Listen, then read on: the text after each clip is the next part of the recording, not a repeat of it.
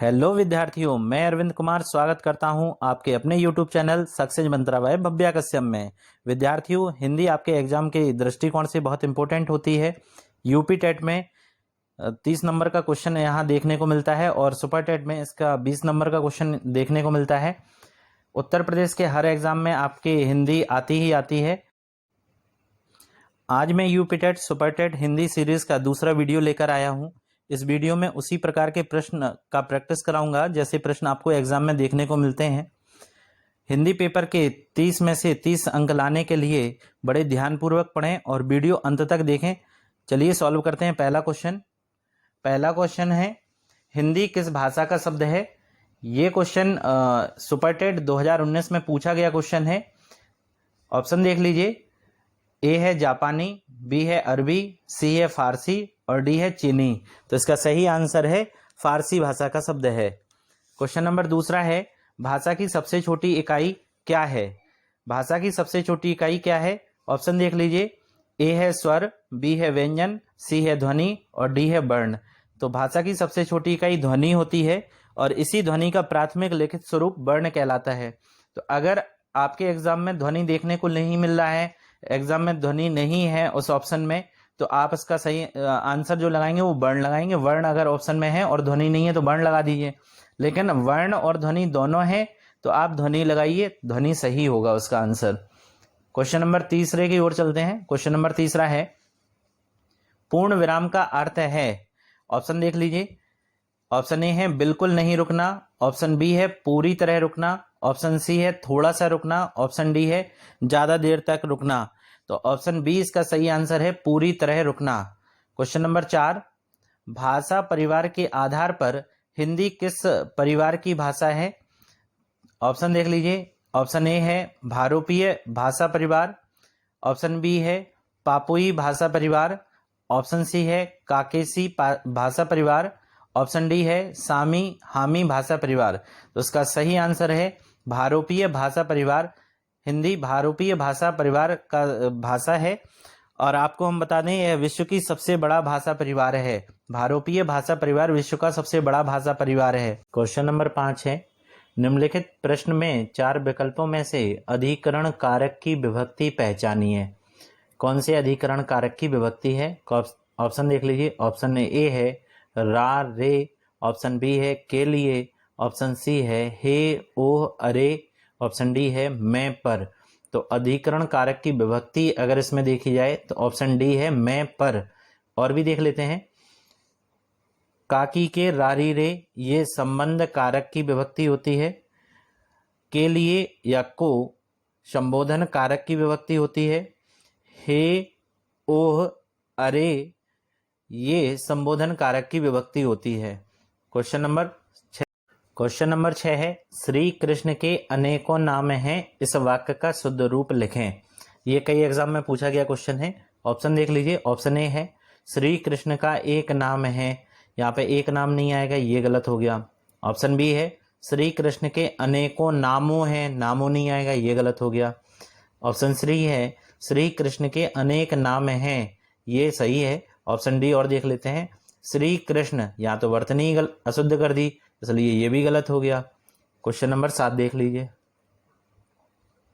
Question number 7 है, विदेशी शब्दों में से कौन सा शब्द पुर्तगाली भाषा का नहीं है। पिछली वीडियो में मैंने देशज भाषा के शब्द बताए थे, इस वीडियो में मैंने पुर्तगाली भाषा के शब्द बता दिए। तो यहाँ पे कह रहा है निम्नलिखित में से कौन सा पुर्तगाली भाषा का शब्द नहीं है। तो इसका ऑप्शन देख लीजिए। ए है साइकिल, बी है आल्पिन, सी है कमीज, डी है फ्रांसीसी। तो इसका सही आंसर जो है वो साइकिल पुर्तगाली भाषा का नहीं है, अंग्रेजी भाषा का शब्द है।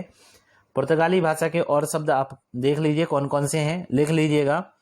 आल्पिन, गमला, बाल्टी, अचार, अलमारी, काजू, मेज, कमरा, अनन्नास, कनस्टर, कमीज, पिस्तौल, फ्रांसीसी, तंबाकू, बिस्कुट, तौलिया, चाबी, ये शब्द पुर्तगाली भाषा के हैं, इन्हें आप नोट कर लीजिएगा। क्वेश्चन नंबर 8 देख लेते हैं। क्वेश्चन नंबर 8 है, महेंद्र का संधि विच्छेद क्या है। तो ऑप्शन देख लीजिए। ऑप्शन ए है मह धन इंद्र, ऑप्शन बी है महाधन इंद्र, ऑप्शन सी है महाधन ईद, ऑप्शन डी है महधन इंद्र। तो इसका सही ऑप्शन है ऑप्शन नंबर बी, महाधन इंद्र। क्योंकि संधि पहले वाले वर्ण में हम बड़ा आ देख रहे हैं और दूसरे वाले में छोटी ई, तो बड़ा आ और छोटी ई मिलकर ए बन जाएगा, तो महेंद्र हो गया, ए हो गया।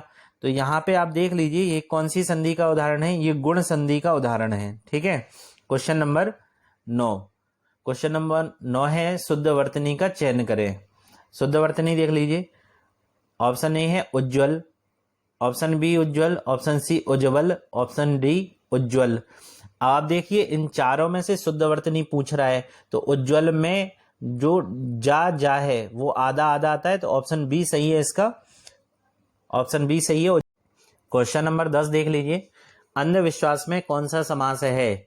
ऑप्शन देख लीजिए, पहला है द्वंद्व समास, ऑप्शन बी तत्पुरुष समास, ऑप्शन सी अव्ययीभाव समास, ऑप्शन डी है कर्मधारय समास। तो इसका सही आंसर है कर्मधारय समास। क्वेश्चन नंबर 11 है, निम्नलिखित में से विलोम शब्दों की दृष्टि से एक युग्म गलत है, गलत युग्म आपको बताना है कौन सा गलत है। ठीक है, ऑप्शन ए देख लीजिए असीम ससीम, ऑप्शन बी है अधिक अल्प, ऑप्शन सी है अत्यधिक अत्यल्प, ऑप्शन डी है अधम पतन। तो इसका सही आंसर होगा जो गलत है वो इसका है ऑप्शन डी, अधम का पतन नहीं होता है, अधम का उत्तम होता है और उत्थान का पतन होता है। ठीक है, तो दोनों लिख लेना, अधम का जो विलोम शब्द होता है वो उत्तम होता है और उत्थान का पतन होता है। क्वेश्चन नंबर 12, क्वेश्चन नंबर 12 है बच्चा शब्द का तत्सम रूप होता है। बच्चा का तत्सम क्या है, पहले तत्सम क्या होता है ये समझ लीजिए। तत्सम का अगर संधि विच्छेद करेंगे तो तत् प्लस सम, तत् होता है संस्कृत में उनके और सम मतलब होता है समान। तो उनके मतलब किनके, संस्कृत के समान जो भी शब्द होते हैं वो तत्सम कहलाते हैं।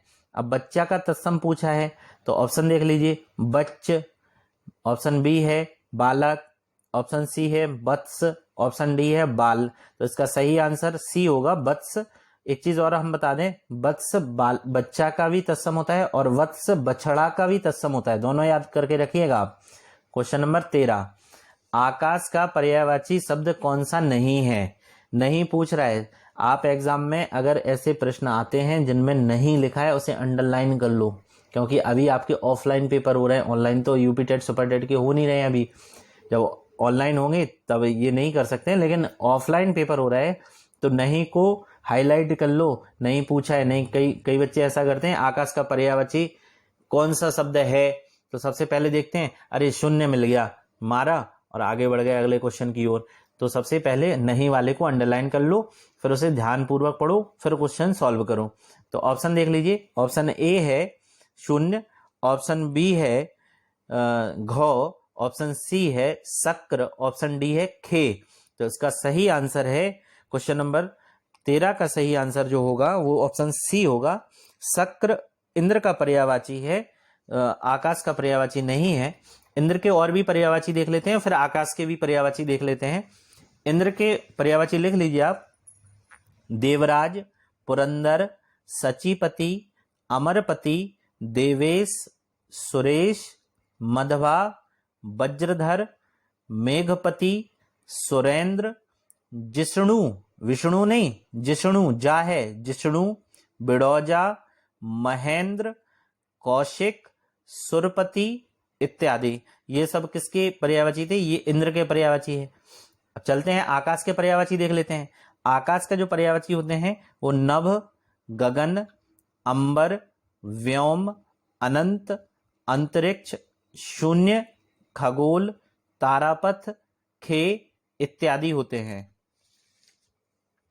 क्वेश्चन नंबर 14, कृदंत प्रत्यय किन शब्दों के साथ जुड़ते हैं। तो कृदंत प्रत्यय जो हैं वो किन के साथ जुड़ते हैं, ऑप्शन देख लीजिए। ऑप्शन ए है सर्वनाम, ऑप्शन बी है क्रिया, ऑप्शन सी है अव्यय, ऑप्शन डी है संज्ञा। तो क्रिया के पीछे कृत प्रत्यय या कृदंत प्रत्यय लगते हैं, तो ऑप्शन बी आंसर सही है इसका। जैसे क्रिया है नाच और कृदंत प्रत्यय बड़ा ना, तो नाचना हो गया। जैसे तैर, तैर प्लस ना, तैरना हो गया, तो ये तैरना क्रिया बन गई। ठीक है, धातु क्या है, तैर है, और उसमें एक प्रत्यय लगा दिया ना, तो जो प्रत्यय लगाया है वो कृत प्रत्यय या कृदंत प्रत्यय है। दोस्तों यह जो आया हुआ क्वेश्चन है सुपरटेट 2019 में ये क्वेश्चन पूछा गया है, बड़ा ध्यानपूर्वक पढ़िए। कृदंत प्रत्यय किसके साथ जोड़े जाते हैं, तो क्रिया के साथ जोड़े जाते हैं। क्वेश्चन नंबर 15 है, उत्कर्ष में कौन सा उपसर्ग लगा है। ऑप्शन देख लीजिए, उन, ऑप्शन बी उ, ऑप्शन सी उत, ऑप्शन डी उद। तो इसका सही आंसर आपका होगा ऑप्शन सी उत। अच्छा दोस्तों, इसमें जो उन में हलंत लगा है, उत में हलंत लगा है, उद में दा में हलंत लगा है, इसका अर्थ क्या होता है। जो बाद में हलंत लगे हैं इसका अर्थ ये होता है कि ये आधे शब्द हैं, उनमें ना आधा है, उत में ता आधा है, उद में दा आधा है। तो उत्कर्ष का सही उपसर्ग जो है वो उत होगा, आंसर इसका सी होगा। क्वेश्चन नंबर 16 है, शेर में कौन सी संज्ञा है। संज्ञा के वीडियो में अगर आपने पढ़ा है तो ये कर लेंगे आप। ऑप्शन देख लीजिए, पहला ऑप्शन है व्यक्तिवाचक संज्ञा, ऑप्शन बी भाववाचक संज्ञा, ऑप्शन सी जातिवाचक संज्ञा, ऑप्शन डी द्रव्यवाचक संज्ञा। तो ये और शेर व्यक्तिवाचक संज्ञा तो है नहीं, अगर शेर का कुछ नाम रखा होता हमने, जैसे उसका शेर का शेरू नाम रखा है, तो शेरू अगर किसी जानवर का नाम रखा है तब तो वो व्यक्तिवाचक में आ जाएगा, लेकिन शेर पूरी जाति का बोध करा रहा है, इसलिए ये शेर क्या होगा, जातिवाचक संज्ञा होगा।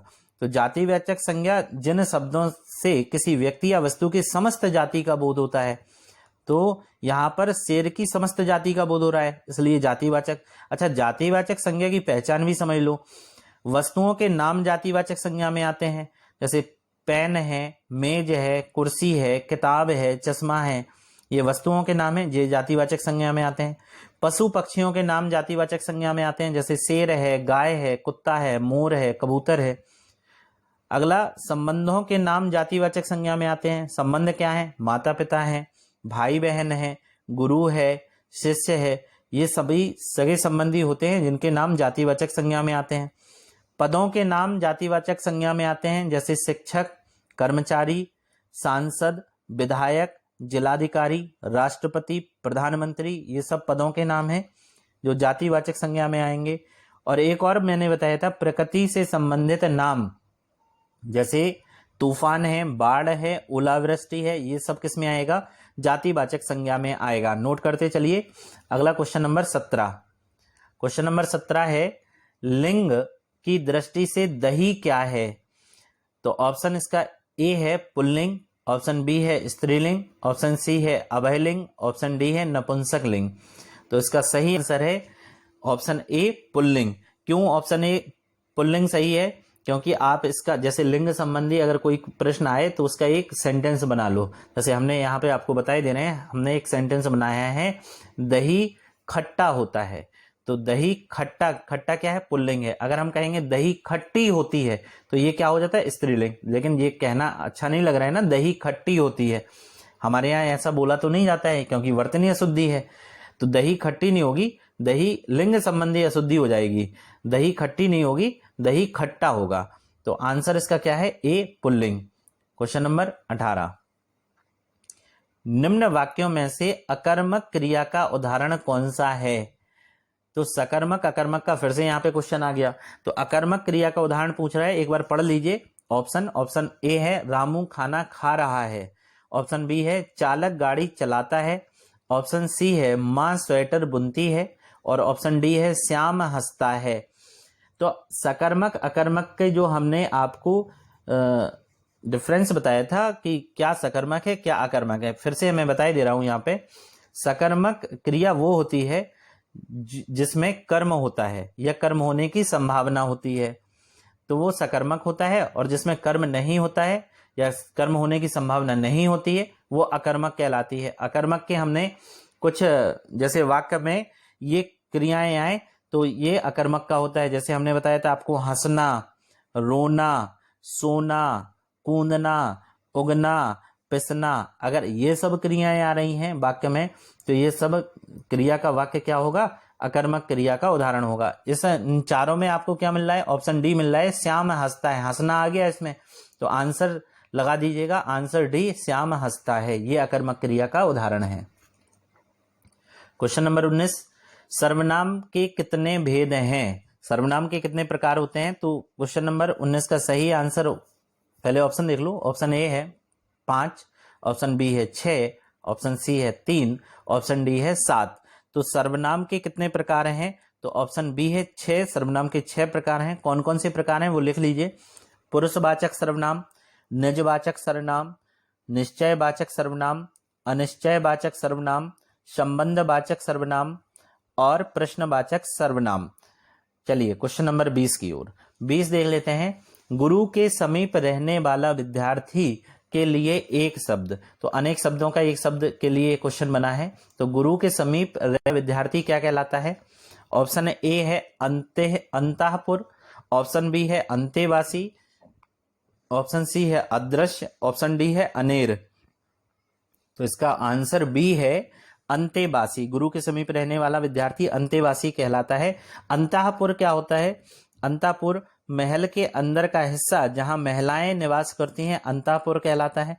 अदृश्य क्या होता है? जो दिखाई ना देता हो, अदृश्य कहलाता है। अनेर क्या होता है? जो जानवर किसी की देख रेख में ना रहे, अनेर कहलाता है। क्वेश्चन नंबर 21 देख लीजिए। अक्ल का पुतला मुहावरे का अर्थ क्या है? अक्ल का पुतला, ऑप्शन ए है अत्यंत मूर्ख होना, ऑप्शन बी है अनपढ़ व्यक्ति, ऑप्शन सी है अत्यधिक बुद्धिमान, ऑप्शन डी है बहुत चतुर। तो इसका आंसर सी होगा। अक्ल का पुतला का अर्थ है अत्यधिक बुद्धिमान। अगला है क्वेश्चन नंबर 22। क्वेश्चन नंबर 22 है, फहरी ध्वजा फड़की भुजा बलिदान की ज्वाला उठी, निज मातृभूमि के मान में चढ़ मुंड की माला उठी। उपर्युक्त पंक्ति में किस रस का उदाहरण है? तो रस देख लीजिए। ऑप्शन ए है संयोग श्रृंगार रस, ऑप्शन बी है शांत रस, ऑप्शन सी है वीर रस, ऑप्शन डी है अद्भुत रस। तो इसका सही आंसर है वीर रस। देखिए हम आपको बता दें, अगर किसी एग्जाम में बलिदान वाला ऑप्शन देखने को मिले कि बलिदान वाला उदाहरण आया है, या ढाल, तलवार, महाराणा प्रताप, रानी लक्ष्मीबाई, तो ये सारे के सारे वीर रस के उदाहरण होते हैं। यहाँ पे बलिदान मिला है, इसलिए आंसर वीर रस का है। Question number 23।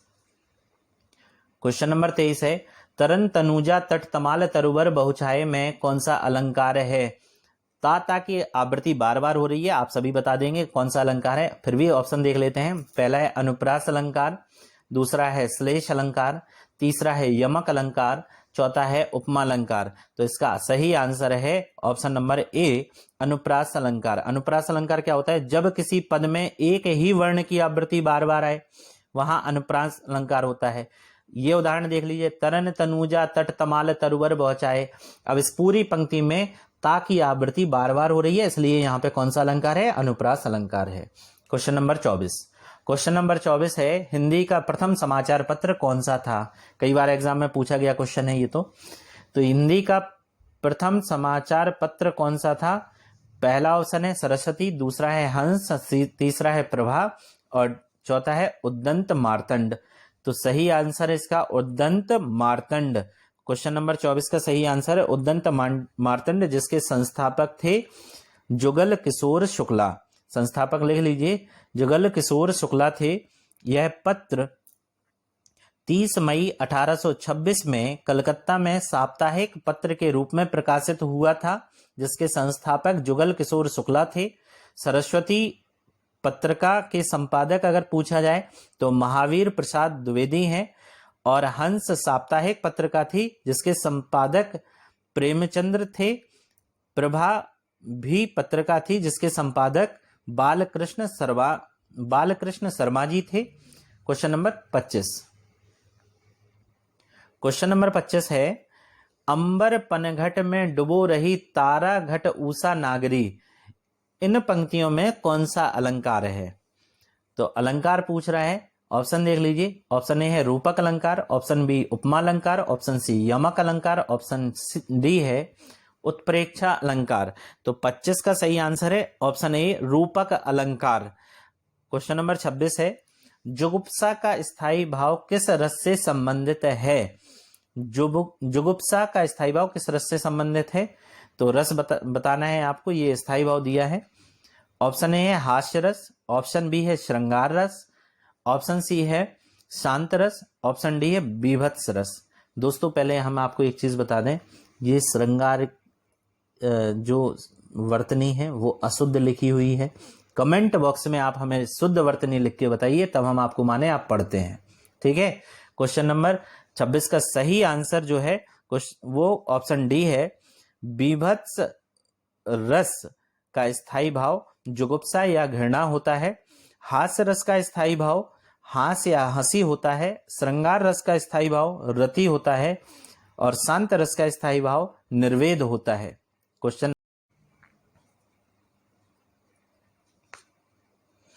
क्वेश्चन नंबर 27 है, रमेश बीमार है इसलिए आज खेलने नहीं आया है। यह वाक्य उदाहरण है। किसका उदाहरण है? ऑप्शन ए सरल वाक्य का, ऑप्शन बी मिश्रित वाक्य का, ऑप्शन सी संयुक्त वाक्य का, ऑप्शन डी संदेहवाचक वाक्य का। देखिए मिश्रित वाक्य की पहचान हम पहले बता चुके हैं। आज इसका जो सही आंसर है वो है ऑप्शन सी संयुक्त वाक्य का। देखिए जब दो उपवाक्य जो मैं संयोजक शब्द बता रहा हूं उनसे जुड़े हैं तो वो संयुक्त वाक्य के उदाहरण होते हैं। वो शब्द लिख लीजिए। अगर दो उपवाक्यों के बीच में किंतु, परंतु, लेकिन, तथा, या, एवं, अथवा, और, बल्कि या इसलिए अगर आ जाएं तो वो शब्द किसके होंगे? संयुक्त वाक्य के उदाहरण होंगे। अब इस वाक्य को फिर से एक बार देख लेते हैं। रमेश बीमार है इसलिए आज खेलने नहीं आया है। ये दो वाक्य हैं, उपवाक्य हैं। रमेश बीमार है एक उपवाक्य हो गया, आज खेलने नहीं आया है दूसरा उपवाक्य। किससे जुड़ा हुआ है? इसलिए से। और इसलिए हमने पहचान बताई है किसकी है? संयुक्त वाक्य की है। इसलिए इसका सही आंसर क्या होगा? ऑप्शन सी संयुक्त वाक्य का। 28वां देख लेते हैं question.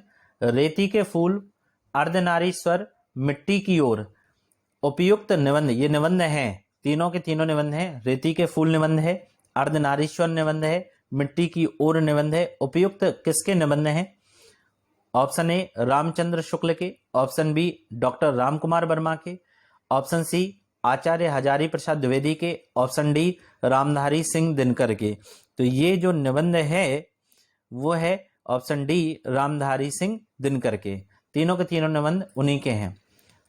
Question number 29। Question number 29 है, इनमें उत्तम पुरुषवाचक सर्वनाम कौन सा है? उत्तम पुरुषवाचक सर्वनाम पूछ रहा है, कौन सा है? ऑप्शन देख लीजिए। ऑप्शन ए है मैं, ऑप्शन बी है तू, ऑप्शन बी है तुम, ऑप्शन सी है वे, ऑप्शन डी है वह। तो आप क्या लगाएंगे इसका सही आंसर? इसका सही आंसर होगा ऑप्शन ए मैं। आपको हम बता दें पुरुषवाचक सर्वनाम तीन प्रकार के होते हैं। उत्तम पुरुषवाचक सर्वनाम, मध्यम पुरुषवाचक सर्वनाम, अन्य पुरुषवाचक सर्वनाम। उत्तम पुरुषवाचक सर्वनाम में मैं और हम आते हैं। देखिए आप अपने आप को उत्तम कहेंगे तो मैं और हम किसे आएगा? उत्तम पुरुषवाचक सर्वनाम में आएगा। तू, तुम, आप मध्यम पुरुषवाचक सर्वनाम में आएगा। और उत्तम पुरुषवाचक और मध्यम पुरुषवाचक सर्वनाम के अलावा किसी तीसरे की बात हो रही है, जैसे यह, वह, ये, बे, वो अन्य पुरुषवाचक सर्वनाम में आएंगे। आज का लास्ट क्वेश्चन देख लेते हैं, क्वेश्चन नंबर 30। क्वेश्चन नंबर 30 है, आदिकाल को बीज बपन काल किसने कहा? आदिकाल को बीज बपन काल नाम किसने दिया?